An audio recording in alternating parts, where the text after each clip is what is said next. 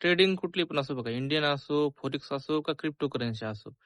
त्याच्यामध्ये होते कसं, की आपण नवीन-नवीन जेव्हा मार्केटमध्ये येतो, तर काय करतो, की इंडिकेटर अप्लाय करतो. नंतर चार्ट पॅटर्न शिकतो, पण चार्ट पॅटर्न पण काम करत नाहीत.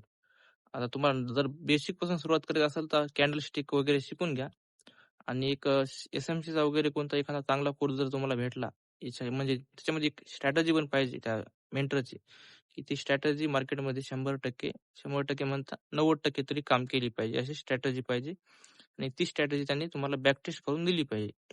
नाहीतर उगाच एखादा कोणता पण फालतू कोर्स केला आणि झालं ते टाईमपास केला. आता एक आहे आपल्या ह्याच्यामध्ये पाटील म्हणून, त्याचं प्रॉफिट दाखवतात आणि काहीच नाही.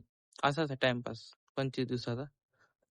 तर करू नका ते आणि शिकायला सुरुवात कुठून करा, तर एस-एम-सी, प्राइस एक्शन आणि आय-सी-टी एकदम ॲडव्हान्स कन्सेप्ट आहे. आय-सी-टी आता ते शिकला तुमची एस-एल पण छोटी येतील आणि प्रॉफिट पण चांगला होईल. पण इंडिकेटर आणि चार्ट पॅटर्न सोडून द्या.